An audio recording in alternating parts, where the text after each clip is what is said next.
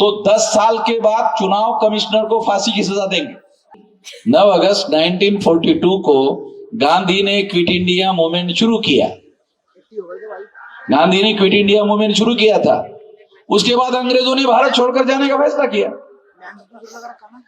Historical बातें, पुरानी कहानी, 1000 साल पुरानी नहीं बोल रहा हूं। अरे 9 अगस्त 42 की, क्विट इंडिया मूवमेंट की, गांधी ने ऐसा किया था। अगर हम लोग इतना बड़ा आंदोलन खड़ा करते हैं, क्योंकि हमको हमारे नियंत्रण में काम है, जो काम हमारे नियंत्रण में है वो करो। जो चुनाव आयोग के नियंत्रण में है, चुनाव आयोग करता है, नहीं करता है, कहां जाएगा? भाग जाएगा क्या? देखो, अगर 10 साल के बाद अगर हम लोग काबिज हो गए तो 10 साल के बाद चुनाव कमिश्नर को फांसी की सजा देंगे। आपको कानून की ताकत पता नहीं है, आप लोगों को कानून की ताकत पता नहीं है। अगर वो मर गया तो ही बचेगा, क्योंकि वो उसको पकड़कर फांसी देने के लिए जिंदा ही नहीं है। मगर चुनाव कमिश्नर अगर जिंदा है और हमारा राज आ गया, देशद्रोह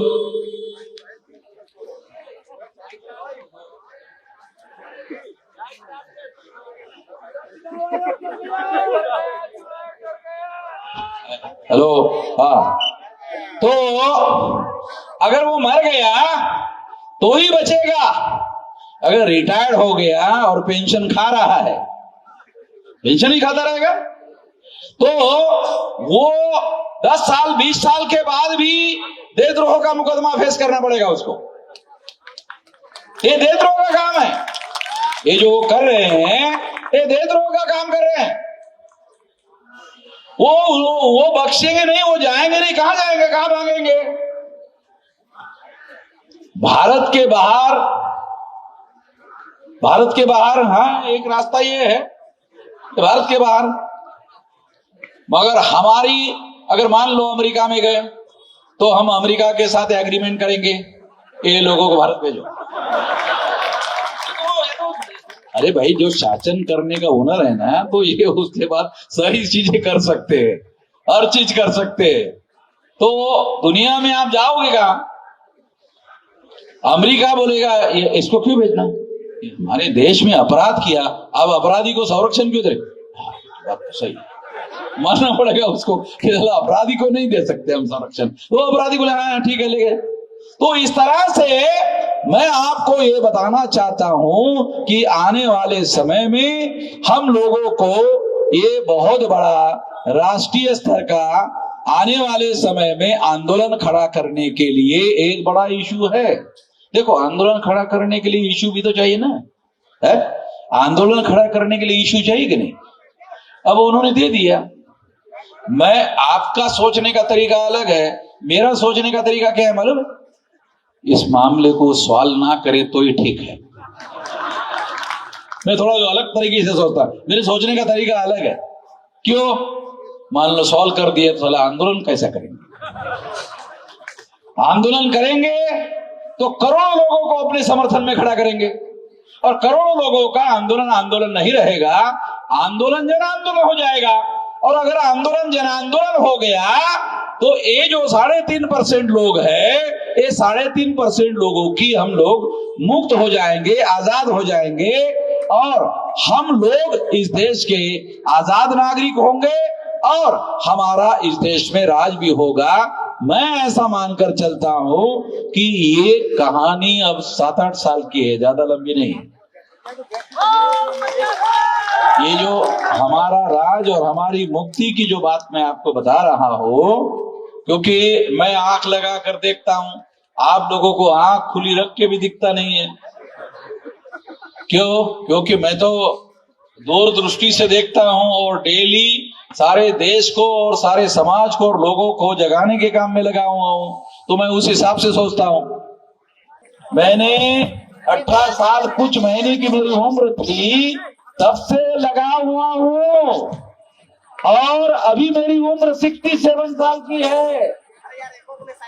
तो ये इतना बड़ा जो सारे देश भर में अब आंदोलन जन आंदोलन की दिशा में आगे बढ़ रहा है, ये इतना लंबे देर से तैयारी करने की वजह से है।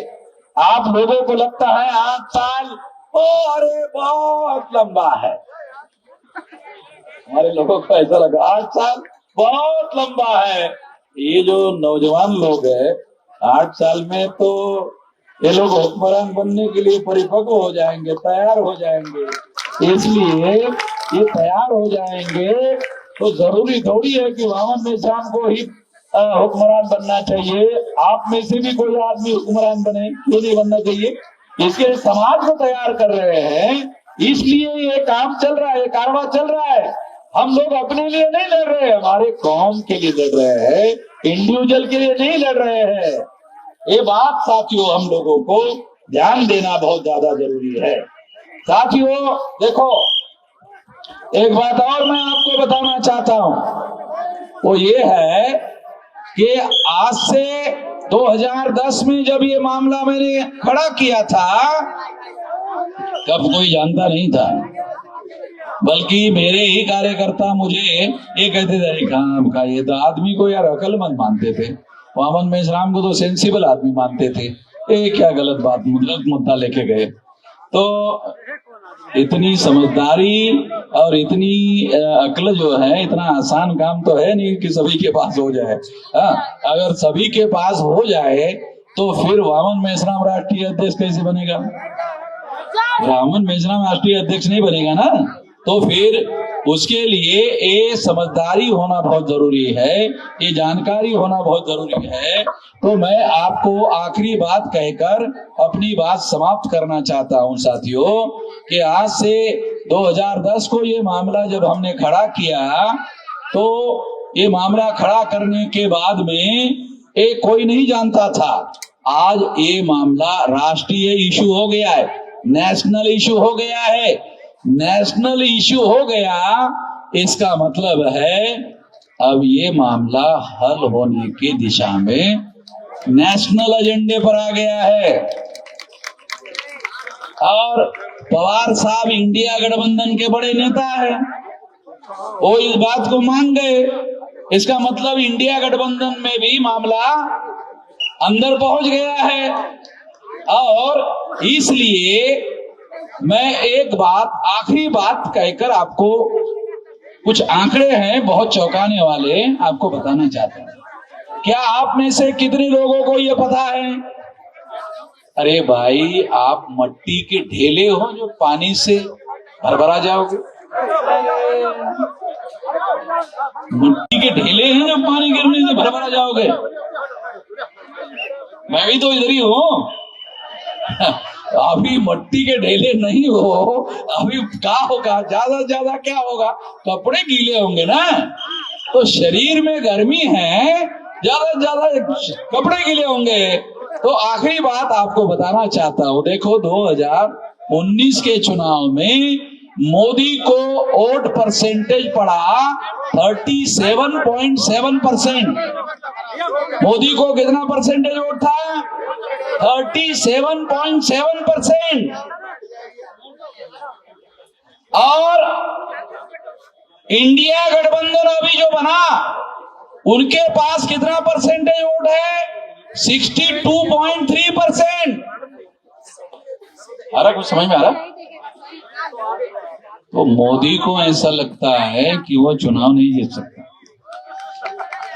मोदी को ऐसा लगता है, क्योंकि लड़ाई कैसे 37.7% वर्सेस 62.3%। तो इतने वोट थे, तो पिछली बार मोदी चुनाव क्यों जीत गया और ये लोग क्यों हार गए? क्योंकि इंडिया गठबंधन वाले लोग यूनाइटेड चुनाव नहीं लड़ रहे थे। अभी वो इंडिया गठबंधन के लोग इकट्ठा होकर चुनाव लड़ रहे हैं, तो उनके पास 62.3% वोट है। तो मोदी के चुनाव जीतने की दूर दूर तक संभावना नहीं है। मोदी को ये बात समझ में आती है। मीडिया वाले ये आंकड़े बता नहीं रहे हैं, चुनाव आयोग के साइट पर जाने के आधार पर बता रहा हूं आप लोगों को। ये हमारे पास डाटा है, ये डाटा मैं आपको समझा रहा हूं कि मोदी के चुनाव जीतने की संभावना नहीं है। और इंडिया गठबंधन के पास 62.3% वोट है, मोदी के पास 37.7% वोट है।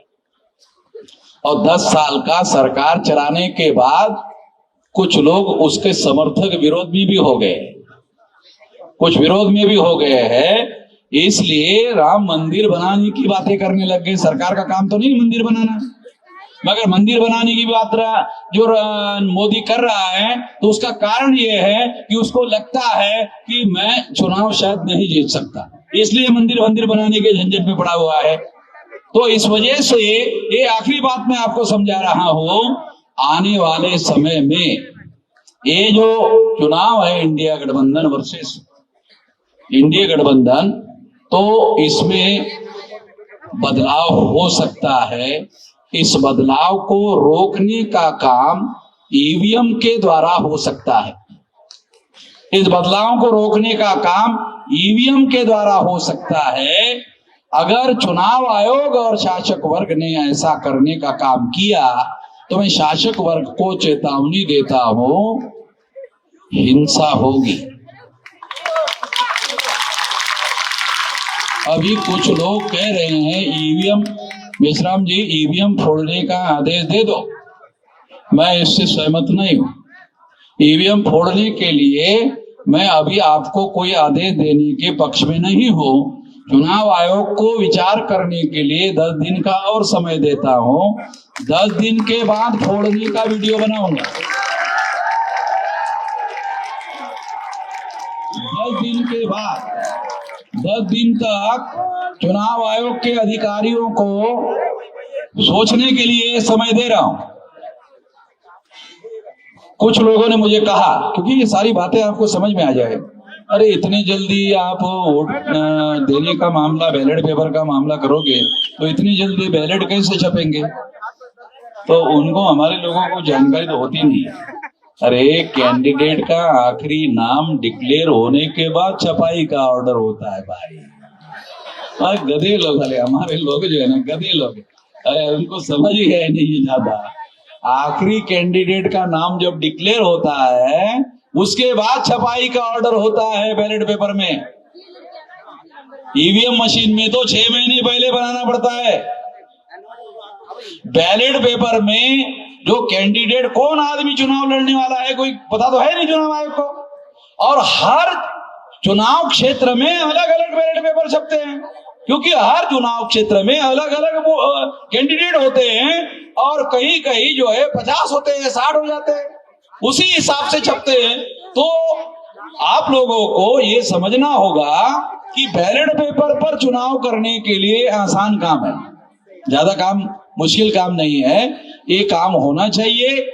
फ्री फेयर एंड ट्रांसपेरेंट चुनाव के लिए मैं यहाँ चुनाव आयोग को मांग करता हूँ कि बैलेट पेपर पर चुनाव करो, और 10 दिन का समय मैं आपको देता हूँ। अगर आप 10 दिन में इसको निर्णय नहीं करते हो तो फिर मैं खुद अपना वीडियो बनाऊंगा कि ईवीएम मशीन फोड़ने के लिए 15 लाख बूथ पर, वैसे तो अभी बूथ बनाना शुरू कर दो।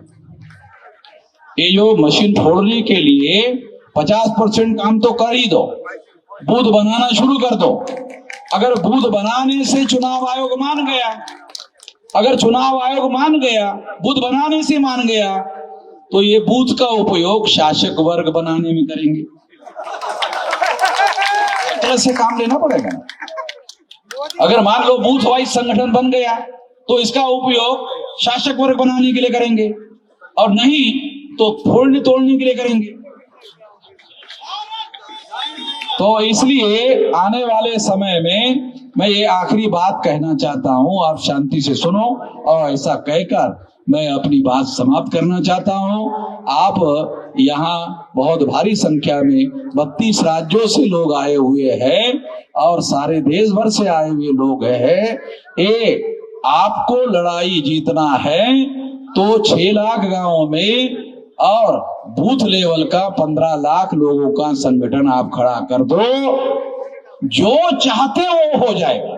15 लाख बूथ का अगर आपने संगठन बना लिया तो आप इस देश में जो चाहते हो हो जाएगा। जो सफलता चाहते हो, जो भी हासिल करना चाहते हो, वो सारा का सारा हो जाएगा। ये करो। इसलिए मैं अपनी बात यहीं पर समाप्त करके आप लोगों का धन्यवाद ज्ञापन करते हुए अपनी बात यहीं पर समाप्त करता हूं और साथियों को निवेदन करता हूं कि